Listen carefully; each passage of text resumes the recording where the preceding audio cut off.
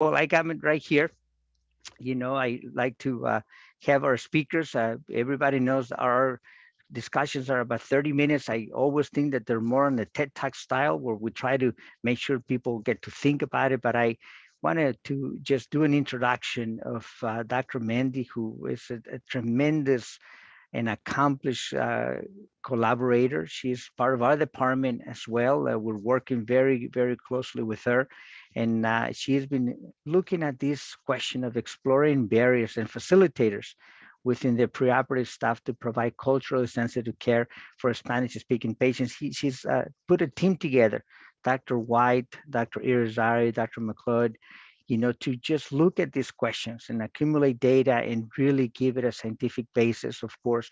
Marvesh, it's not only is a tremendous scholar, but very well accomplished. I was here already when she obtained her PhD in global health from the Medical University of South Carolina in 2017. You can actually see the multiple honors that she has received. And I think that what you don't see is how extraordinarily caring she is. I get to see it. We get to see it in the operating room. The nurses get to see it in the operating room. The patients get to experience in the operating room. She's already accomplished in regards to publication, and there'll be more publications, I'm sure, that are becoming through some of the work that she's doing. So I'm going to pivot to that right here, Marvesh. So I'm going to stop sharing so that way people can see, and you go ahead and take it away.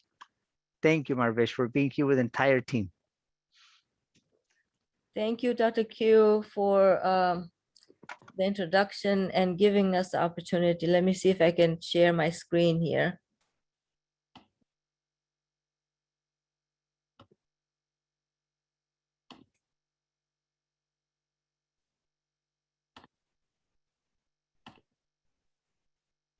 Beautiful. We see it perfect, Marvesh. Beautiful. Okay. Okay. So I remember, Dr. Q, when you first came to town, to Florida, there was a lot of excitement to receive you and the team from Johns Hopkins. The neurosurgical division expanded exponentially, as well as the increase in Spanish-speaking patients. To support the advancement in neurosurgery, this research project was initiated to provide culturally sensitive care by using the multiple disciplinary approach.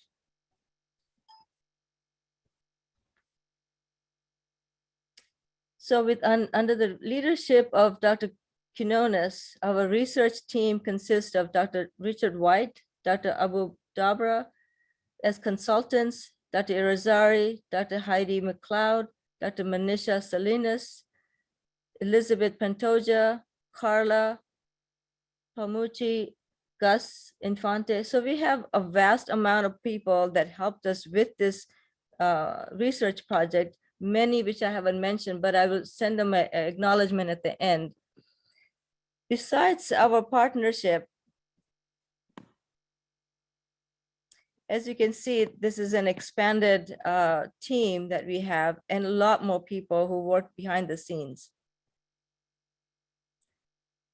So besides our partnership with neurosurgery, anesthesia, and perioperative included, the ALMA merge, the global health merge under the umbrella of equity, inclusion, and diversity, and the international services.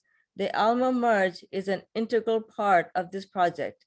And I will introduce Carla, who represents the ALMA merge. She's a graduate of Nova Southern University. She has been part of Mayo Clinic for over 5 years. She's certified through Society of Clinical Research and has published in journals such as Science, Translation, Medicine, and her interests are ALS and healthcare for underserved population. I'll bring Carla along. Hi, good morning, everyone. As Marvesh said, my name is Carla, and I am a part of the ALMA merge here at Mayo Clinic. ALMA means soul in Spanish, and we were one of the first merges started in Florida in 2015. Our members share an appreciation for many cultures, and we have a passion for personal and professional growth. We focus on improving the patient care experience for Spanish-speaking patients and helping our surrounding communities We have worked with Volunteers in Medicine and No Borders for Hope, amongst other partnerships and other Mayo-sponsored events. The image that you see here is us in Crescent City, Florida. We came down to a local church and we provided free services such as blood pressure screenings, nutrition counseling, providing reading glasses, and helping to provide basic dental services for a lot of our Spanish-speaking community there. We want to help with providing cultural awareness, especially through activities such as this research project here that Marvesh did a wonderful job with. Our team has worked hard to create the surveys and develop the study design. And we've had many members of the Alma Merge that have been extremely involved, including Elizabeth Pantoja, Rachel Rutledge, Dr. Irizarry, Mr. Infante, Dr. Quinones, Dr. White, myself, and numerous others. So I'm very grateful to my Merge for the support that they have provided, and looking forward to seeing what comes out of our research here. Thank you, Carla. Beautiful.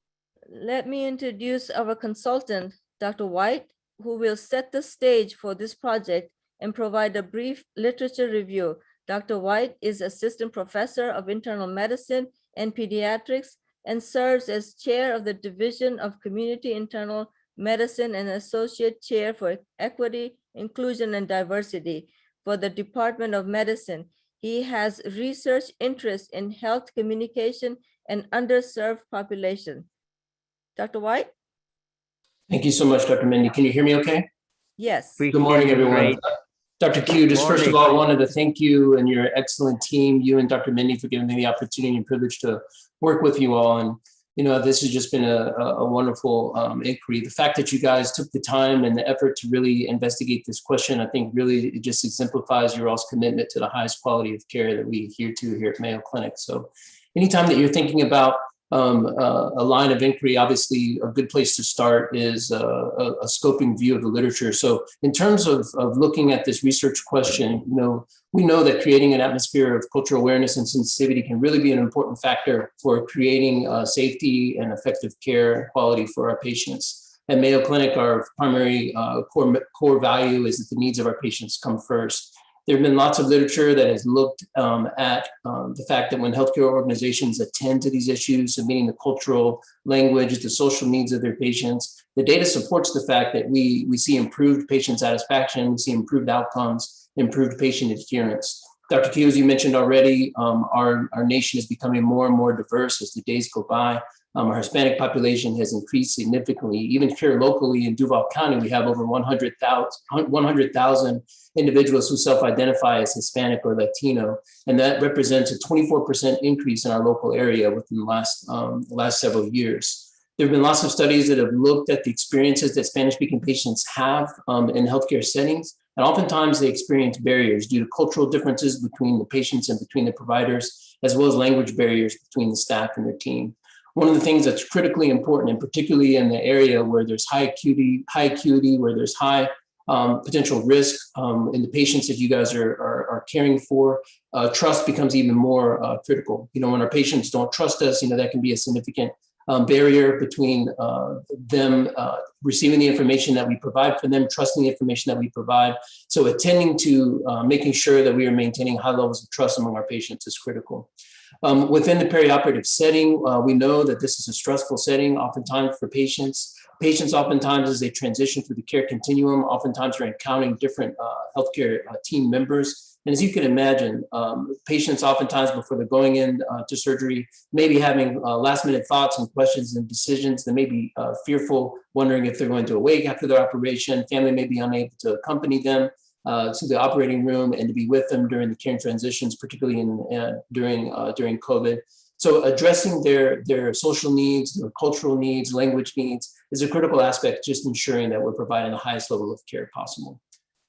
Thank you, Dr. Mendhi. I think I'll pass to our next speaker. Thank you, Dr. White. We are so grateful for all the work that you're doing. I just wanted to say thank you. Thank you, Dr. White, for helping us through the whole process and keeping us focused. So as you can see, the preoperative time is very stressful for a patient who can speak all the languages, English, but sometimes a patient who does not speak the English language or very minimal can be very anxious, and the anxiety level can be very high. And I have myself working at all these phases know how the patients feel as we take them away from their families and into the total arms of strangers. That can be very stressful. So there are many studies that have said the patient perspective, but few studies have focused on provider perspectives on how comfortable they are to provide care for Spanish-speaking patients and how confident they are. So this is our research focus, is on providing patient perspective. See, these are some of our research questions. Culturally challenges. What are our opportunities to mitigate the challenges to provide excellence in implementing perioperative care? And is there a difference in perspective of Spanish-speaking clinicians and non-Spanish-speaking clinicians? We follow up with specific aims, how to identify the barriers and facilitators during using surveys and focus group discussions, examine the demographic and integrate the findings to develop interventions. The methodology that was chosen is sequential, explanatory, mixed method studies.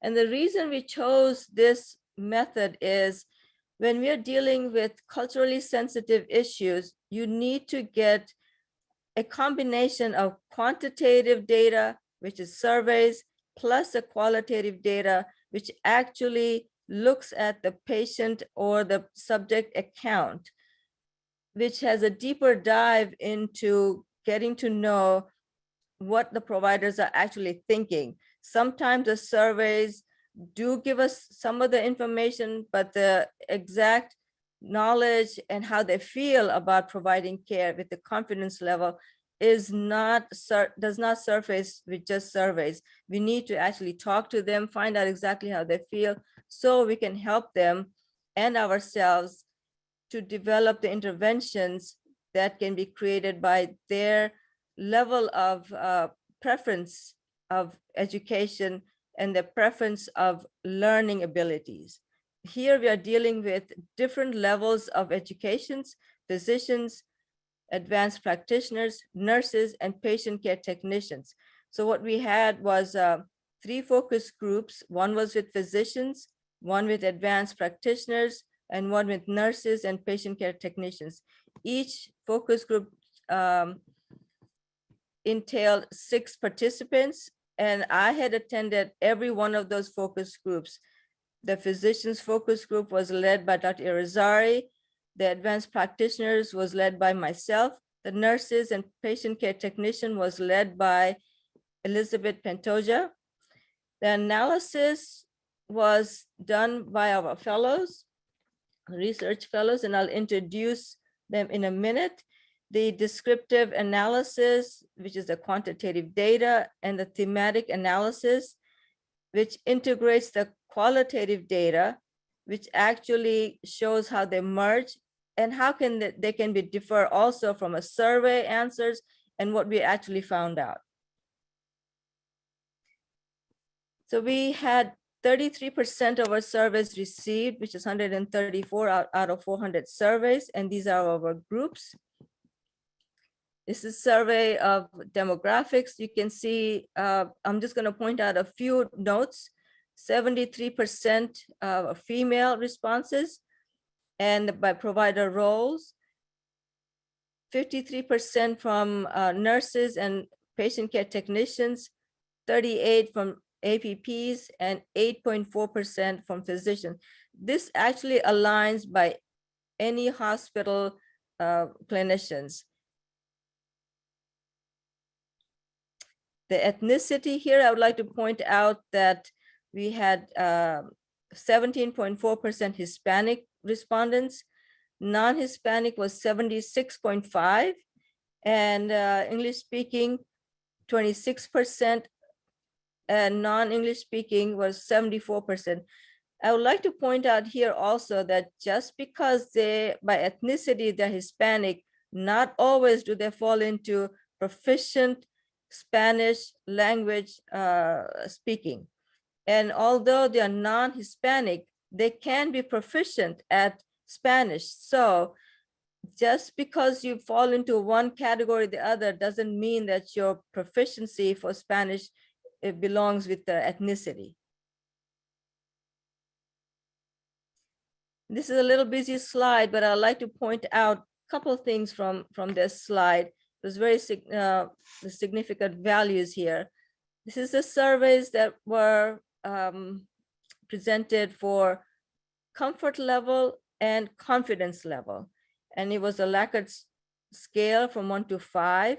And you can see here by their comfort level, the very comfortable was obviously by Hispanic providers, which is 65%. And the least amount was the non-Hispanic, which was only 13.9%. Although when you look up at third and fourth level, it equals up to 60% of non-Hispanic providers that felt comfortable, which is a good thing for Mayo Clinic to have such providers. They're willing to learn, they're willing to feel comfortable, whether they are Hispanic or not. So I think that was a very a positive outcome there. Talking about confidence level, again, the Hispanic providers, 73.9% felt very confident, and only 13.9% for non-Hispanic felt confident. But again, when you look at the third and fourth level, there's 50% that felt confident. And why do you think they felt confident? Is because the support we provide the clinicians and the providers at Mayo Clinic to give them the culturally sensitive care. So what do we do with this information is we want to make sure that 100% of clinicians are confident and 100% of clinicians feel very comfortable. No patient should pass by to the pre-op, from the post-op, perioperative, intra-op, 100% of providers should be able to provide excellent care. So that's our goal. And I'll stop here to see if Dr. Abu Dabra, I'm not sure if he's online or not, but if you are, if you want to make any comments, please let us know. He was one of our consultants that has always been focused and kept us on track also. Dr. Abu Dabra, are you around? I'm not sure if he was able to join in. I'm not quite sure I saw him either, Marvesh. Okay, that's fine. We will continue on. So the survey data shows challenges and opportunities to provide culturally sensitive care. The lack of necessary knowledge and skill, 50% agreed with that. Interest in expanding their knowledge of culturally sensitive care, 86% would like to expand their knowledge. Optional simplified training would not be a burden. In other words, 76% of the clinicians didn't think it would be burdensome to learn a little bit more and be trained. So that was a positive outcome again. So here we will go over to qualitative and quantitative merged data, and I will introduce our next speaker.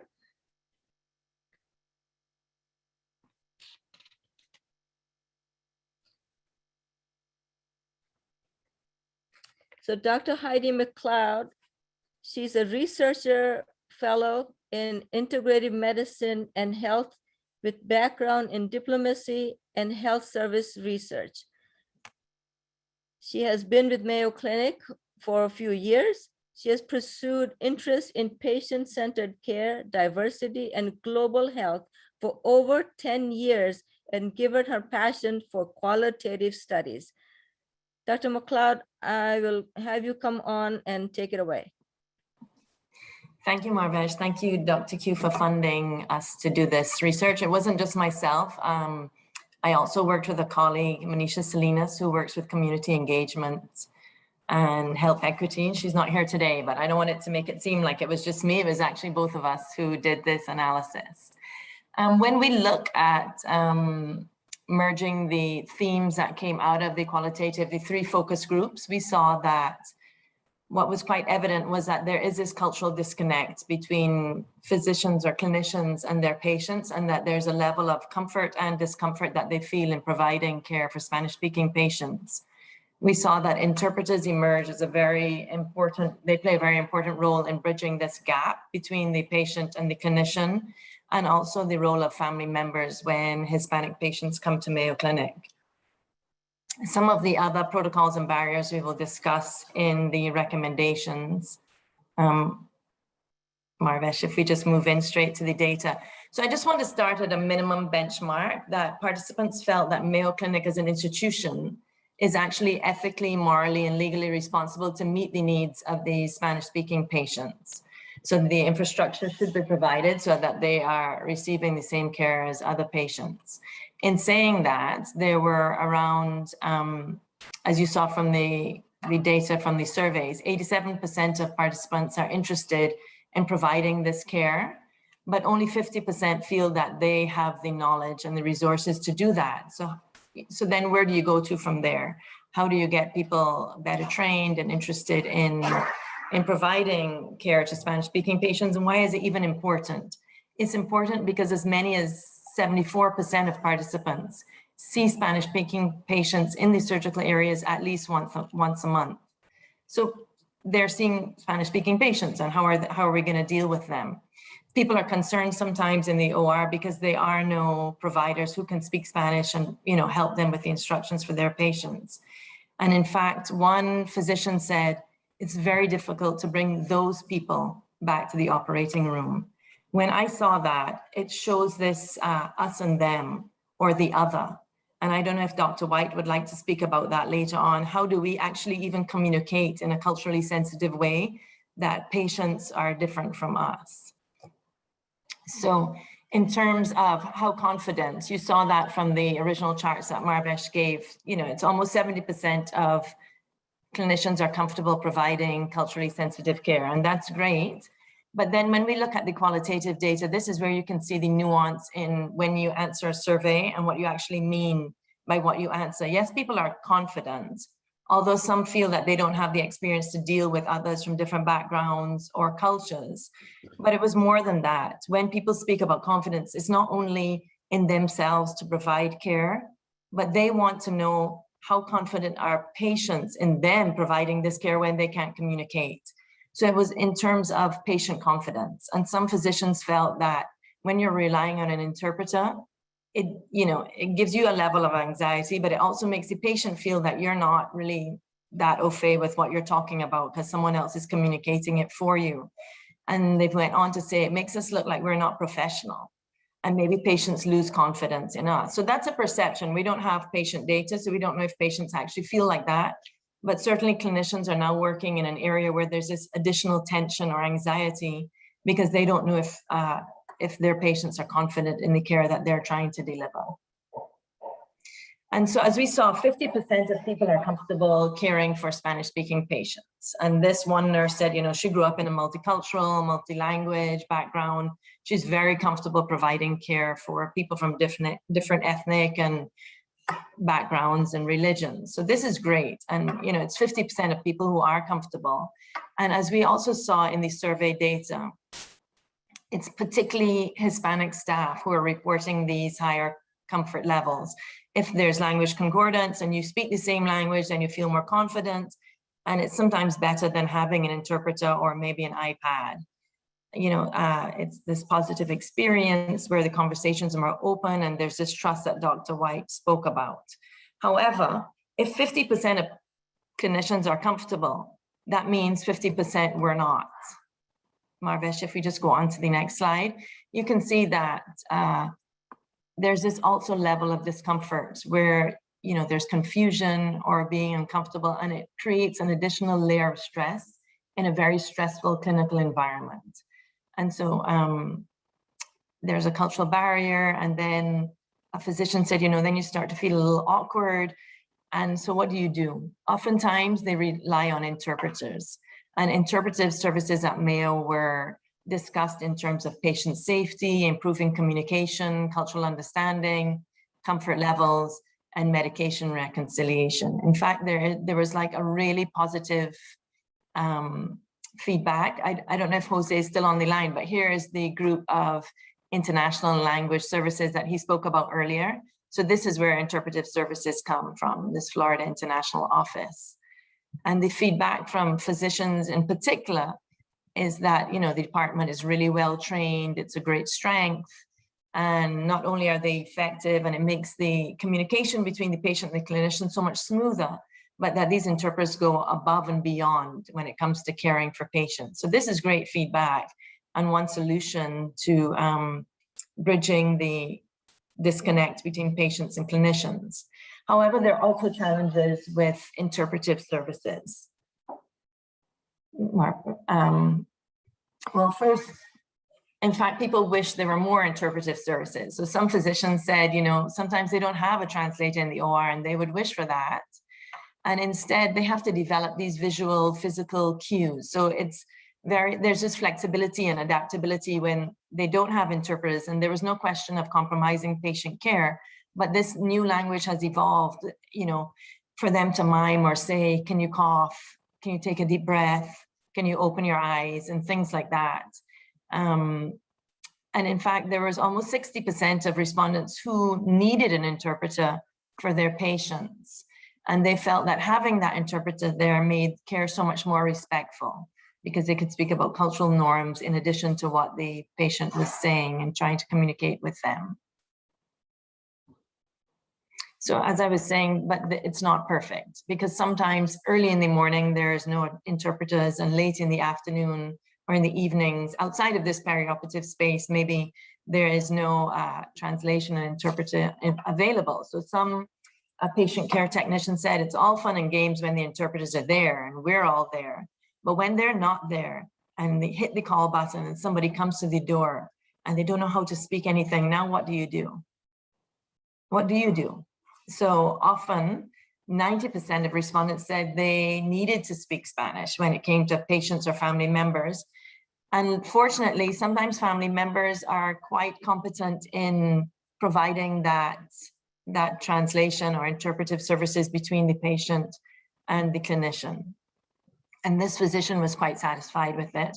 But others feel like sometimes you don't get the information that it's maybe not clear, the information that you're trying to communicate. And also there's this level of trust, as Dr. White said in the background, you don't actually know, because you don't speak Spanish, what they're saying, or if they're asking the patient what you want them to ask in very difficult conversations, especially if it's an elderly patient and it's a younger family member, maybe they don't feel it's appropriate to have some of these discussions with their patients. And it also leads to somewhat level of discomfort for clinicians who don't know if they can trust the fidelity of the communication. So again, then what do we do?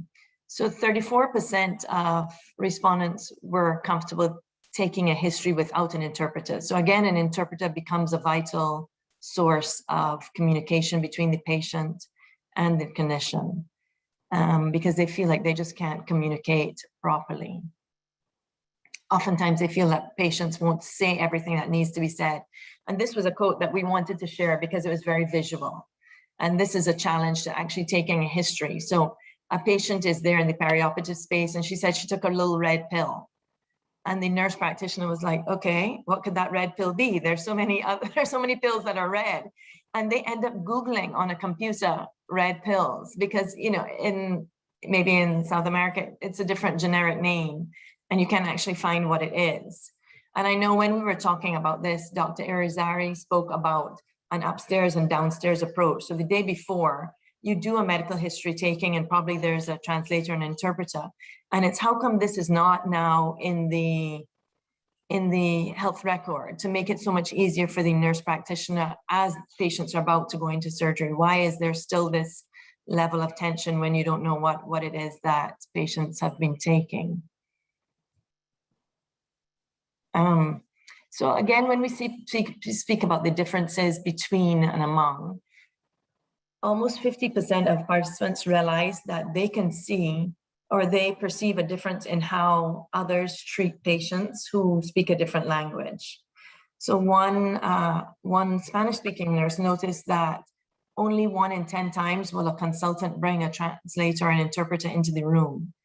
And it made her uncomfortable, obviously, and she wondered, how does it make, how would it make you feel? I don't know, you guys are the clinicians. How does it make you feel if you observe a consultant can't bring a translator in? How do you know what's being communicated, And then people also notice differences in units. So the perioperative space is obviously a very finite amount of time, and often there is interpreters or translators. But then participants wondered what happens when they go back up to the 3rd floor or the inpatient unit. It's so much more effort for a nurse there to try and communicate if they don't speak the language, and they have to call an interpreter. And maybe that's just another level of effort that they don't have the time for, they might not do. And then this nurse speculated, maybe then it becomes something will get missed. So what do we do about that? This other participant said that even within themselves, they don't feel that they're as gracious or they can act as gracefully in their care when they don't speak the language. And so again, what do? You ask for an interpreter.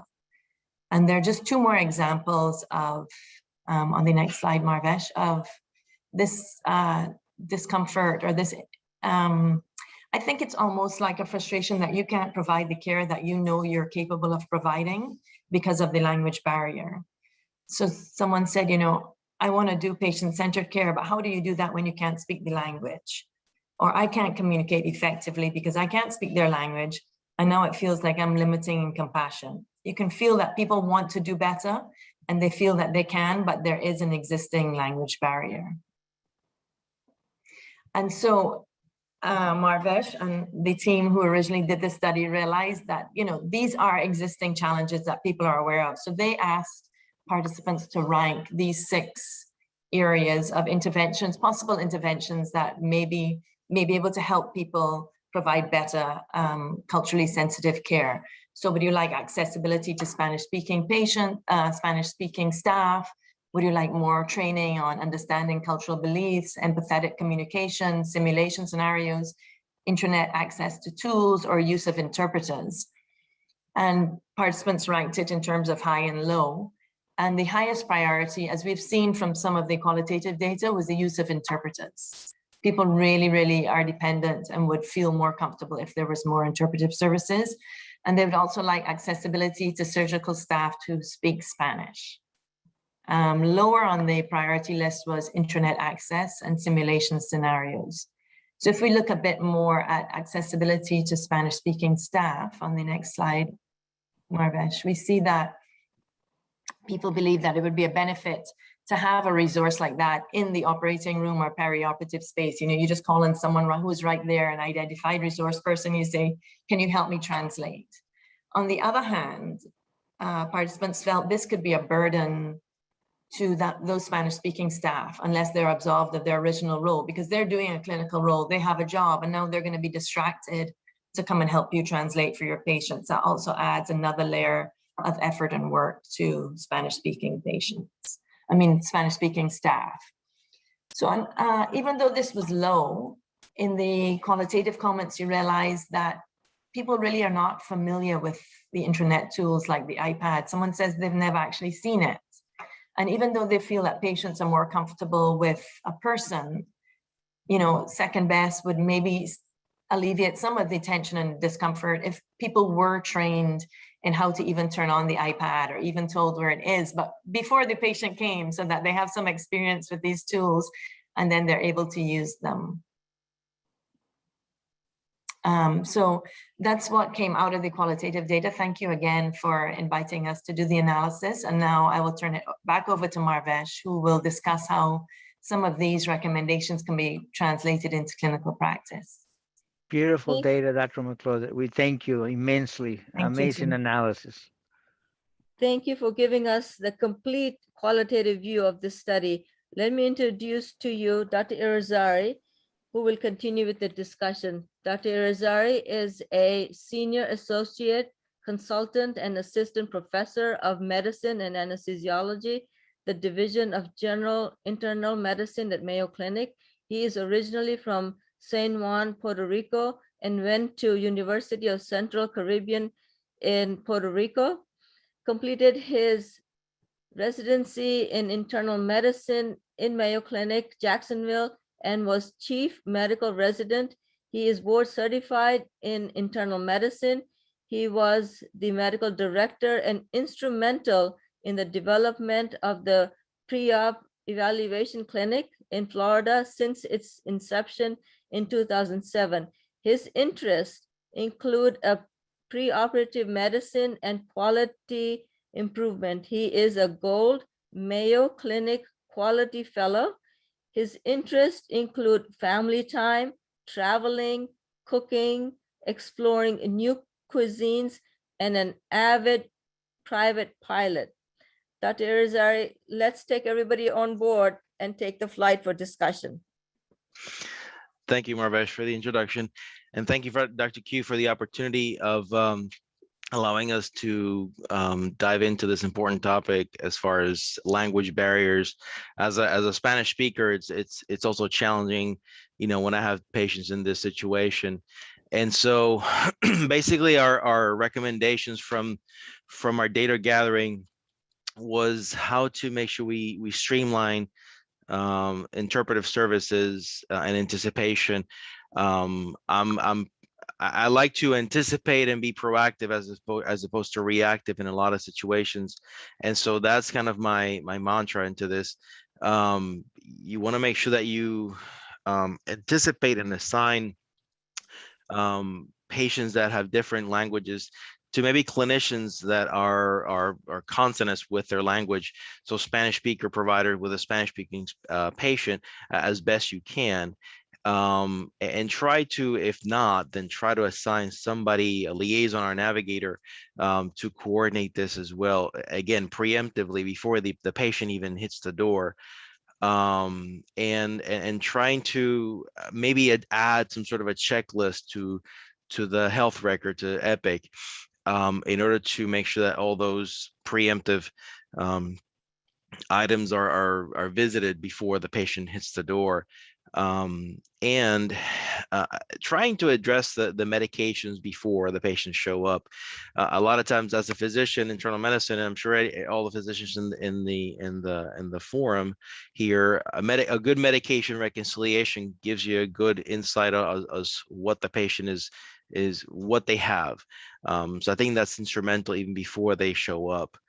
And also try to explain the expectations of the patient before the appointment, make sure that they understand what they're going to expect when they show up before their visit. And we would like to try to broaden the scope of language, basically to the literature. We like to have some flashcards of just FAQs to patients, or that we could use as tools. And sometimes you don't have a language, or an interpretive service that available, so you can have some flashcards. More training for culture sensitivity for the teams, for empathetic communication, and maybe even allowing some family members and modifying roles into clinical spaces, for example, holding or PACU or such, in order to alleviate and assist in that communication barrier. And we can accommodate larger family members into the clinical areas as well, and looking into down the road how we're going to follow up with these patients, because it's not just how before, during, but there's also that after period of communicating to them, post-operative recommendations in follow-ups, etc.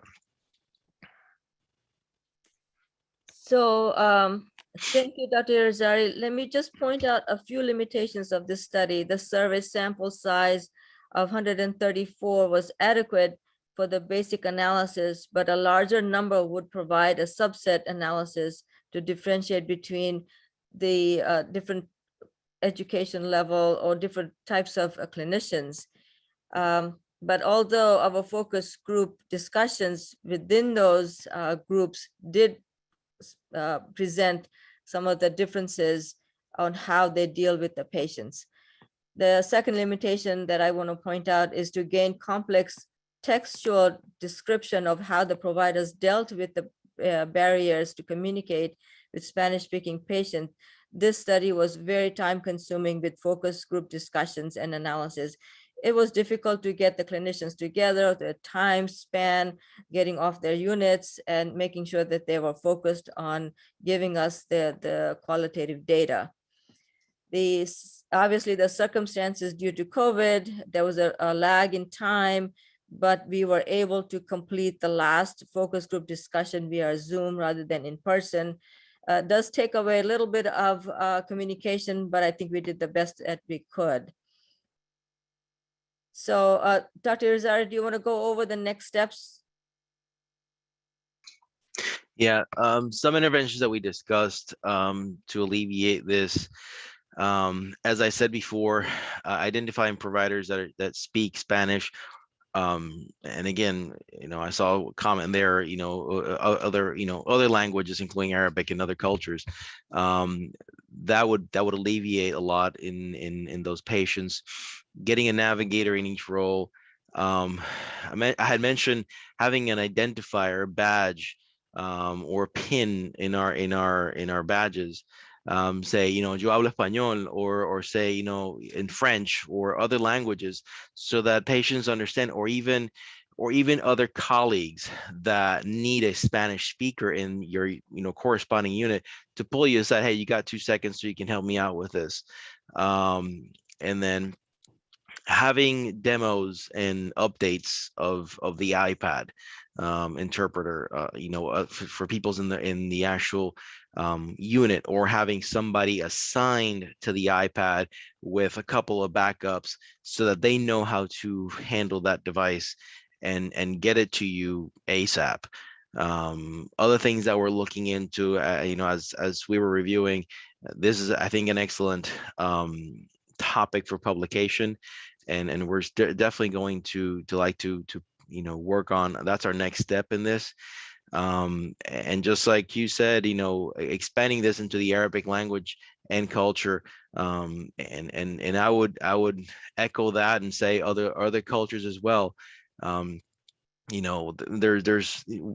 can be here all day long talking about this, but I think that's our next step into this. Thank you, Dr. Irizarry. This is very relevant. I thank you for your commitment to all these efforts. Take it away, Marvesh. Thank you, Dr. Irizarry. And as we move forward, before we move forward, as a matter of fact, the one intervention that we're really working on and honing on is developing navigator roles in each of the perioperative phases, pre-op, intra-op, and post-op, so we can identify them ahead of time and have somebody assigned to be a navigator for Spanish-speaking patients. We are working on it. It's been difficult with this moving upstairs, downstairs, but that is our first intervention that we would like to work on, and use SimCenter to train them. And with that, I will say, hopefully our next language and culture will be Arabic, and salam till next time. And I want to bring back Carla to finish this presentation. Carla. All right, everyone. Gracias por su atención. ¿Ustedes tienen preguntas? Thank you, Carla, for being here with us to begin and start. And I'm going to leave another screen on to acknowledge a lot of people that we did not get to mention. Thank you so much, Dr. Q, for letting us be part of this prestigious grand rounds that you let us have this opportunity. Well, I want to put it in perspective. I think that, I wanted people to understand. So this, what you saw right here, is what distinguishes the Mayo Clinic from any other. And I've been part of some of the top organizations in the world, all the way from Harvard to UCSF to Hopkins. And I never seen an organization take something to the next level. So all the updates that we gave at the beginning, all those awards, the fact that we can look at IDH mutation, the fact that we got all these awards in brain cancer research and all this technology that we patented and all these multi-million-dollar grants mean nothing if we don't know how to take care of patients, if we don't pay attention to the needs of the patient. And what you're seeing right here is playing live with this amazing group to have here Dr. White, Dr. Irizarry, Dr. McCoy, Dr. Mendhi, to have Carla working, and all these group of people, tons and tons of people that are touching the patient. That's really what it comes down to. And I think I want to congratulate you, Marvesh, for putting this team together. And I hope that people understand that this is just the tip of the iceberg, in the sense that that's what distinguishes. These are the differentiators.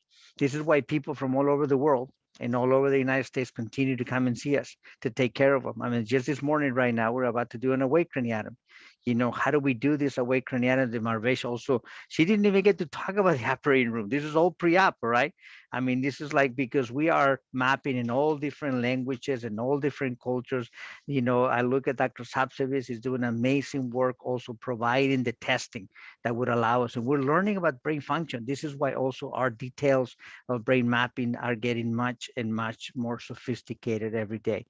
Dr. White, you saw tons of comments right here, up and down, lots of questions, and already, guys, any last parting thoughts for everybody? Yeah, no, just again, fabulous work. Dr. Mendhi, thank you for your leadership. Dr. Q, thank you for your leadership. You guys have a tremendous team. Just two quick observations. I was able to participate in the whole grand rounds this morning. And one of the things that I came away with is just looking at your team and just the commitment that you all have. You will have a tremendous amount of diversity within the neurosurgical department. And I think that that's a tremendous opportunity to leverage that as you all continue to focus on teamwork. I think one of the things that we can do at Mayo Clinic is continue to learn from one another, the experiences that each of us bring to the table. And I think that can go a long way with instilling sort of greater cultural humility, cultural sensitivity as we continue to work together and to do teamwork. I was impressed with the group in India that's leveraging telehealth, and I think looking at novel and innovative ways to leverage telehealth to be able to communicate in a more efficient way and in settings where maybe previously we haven't been able to, I think are opportunities as well. I saw some of the comments there, and I think that your team has some great ideas, and very confident that your capable team will be able to take this data and implement it and see improved outcomes. So congratulations. Beautiful. Dr. Irizarry, last parting thoughts for people as you listen to the entire, put it in perspective. And then I'm going to go to Dr. McLeod also. Well, yeah. And first and foremost, thank you again. But it as a Spanish speaker, it really hits home to have this wonderful team focus on making sure that our patients that are Spanish speakers understand what their medical issues are, that every time I see this on patients in queue, I'm sure you're witness to this. When they see that you speak Spanish, their stress level goes down 100%. Mm-hmm. And so I like to see that not only with our Spanish speaker, with others. And so that really is fulfilling. And I think we have, it's a tip of the iceberg. So kudos to everybody on this one. Beautiful. And Heidi, you want to make comments? And then I'm going to pivot with Cosette to make the last comments because this is so relevant. Go ahead, Heidi. Thank you so much. I don't want to keep you, but I feel like burnout is a really real issue. Yes. You can see from this conversation that clinicians are bearing an extra level of discomfort and work and tension. And just that you're not only looking after your patients, but your staff as well is really heartening. And again, it's kudos to Mayo Clinic that it is a priority. Beautiful. Thank you, Dr. McCoy. Jose, wrap it up because this is relevant to everything that we're discussing around. We will give more care from people around the world, from people around the United States who come right here, and this illustrates our commitment to excellence. Yes, no, I think, this is along the lines of many changes that we have been witness and participant since a few years ago. What I will say is that in order to make it sustainable, let's look at structure, process, and outcomes. So I think you're giving us great insight. Thank you for the effort. I was able to participate in the first planning sessions, but as you carry the effort, key learnings. So we should do something with those. Also, in order to make sure that this is sustainable, I think we need to influence, policies, procedures at Mayo Clinic. Some of those things that I think exist today might need to be tweaked. And this is something that we have done over the last 5 years. I can give you an example. We were able to institute the WhatsApp policy. Yeah.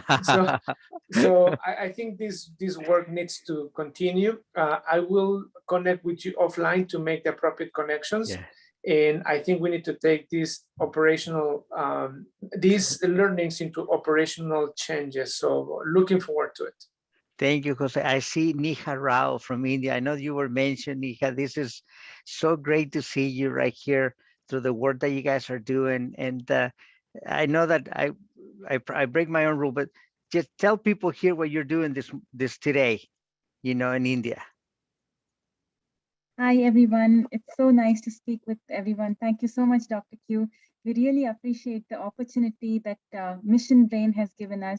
And we're doing telemedicine, teleconsulting in a rural setup near Kolar district of Karnataka, where we're having patients being treated for free of cost.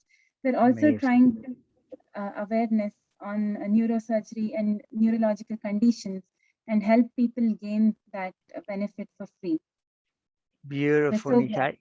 I am so, mesmerized and so impressed the way that you guys are taking it to the next level and illustrating what we can do. I had promised that I was going to do a trip to India 4 years ago for 2 patients, and I am committed, and I will be there in person. Hopefully by 2022, we're going to connect. So a tremendous amount of work. So congratulations. Okay, we spent more time because it was such an important topic. I think everybody here, congratulations for all your work, everything that you're doing. Marvesh, thank you for leading this amazing team. We're looking forward to the publication. And as you said, Jose is ready to connect with all of you guys offline so we can take it to the next level. All righty. Thank you. Have a great week, everybody. Thank you. Adios. Bye-bye. Adiós, gracias por Adiós. hablar.